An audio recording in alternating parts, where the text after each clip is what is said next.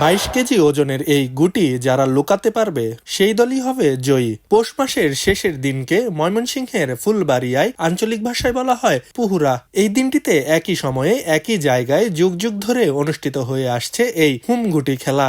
ফুলবাড়িয়ার লক্ষ্মীপুর গ্রামের বড়ইয়াটা বন্দে হুমগুটি খেলায় অংশ নিতে আসেন 15 গ্রামের মানুষ।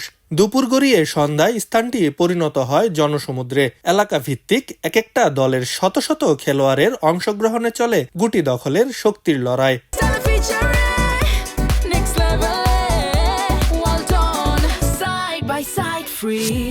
এই খেলাকে কেন্দ্র করে লক্ষ্মীপুর, দেওখোলা সহ আশেপাশের গ্রামগুলোতে চলে উৎসবের আমেজ। বছরের এই দিনটির জন্য অপেক্ষায় থাকেন হাজারো মানুষ।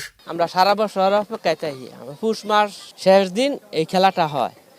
এই আমাদের ইষ্টি মেহমান ঈদের মধ্যে আসে না, এই খেলার মধ্যে আসে। আত্মীয় স্বজন আসবে এমনি আসা হয় না, ঈদ উপলক্ষেও আসে না, কিন্তু এই গুডি খেলার উপলক্ষে যত পুরান আত্মীয় নতুন আত্মীয় সব আসে। জমে ওঠা এই গ্রামীণ মেলায় খাবার দোকান, খেলনা ও জিনিসপত্রের দোকান ছাড়াও আছে শিশুদের খেলার জন্য চরকি।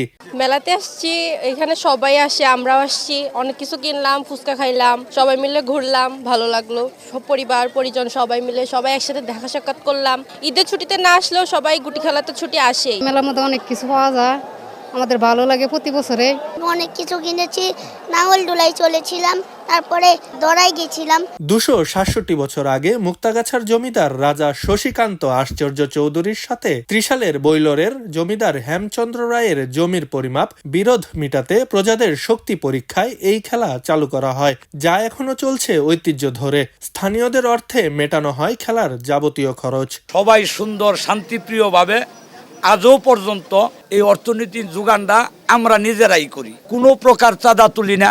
এই খেলা উপলক্ষে কোনো প্রকার চাঁদা এলাও না, কোনো প্রকার দুর্নীতি এলাও না। আমরা নিজেরা টাকা দিয়া খরচ করিয়া আমরা এই গুটি খেলার আয়োজক কমিটি মনের আনন্দে আমরা সবাই এটা ভাগাভাগি করে নিই। যারা জয় লাভ করে এরা আবার 1 বছর পরে আবার আমাদের এখানে গুটিটা আবার দেওয়া যায় বা আমরা নিয়ে আসি। 2 থেকে 3 দিন সময় লেগে যায় এই হুমগুটি খেলা শেষ হতে। নজির আছে বিরতিহীনভাবে সর্বোচ্চ টানা 10 দিনও লেগেছে এই খেলা শেষ হতে। খবরের কাগজ, নিখাদ, নির্ভীক, নিরপেক্ষ।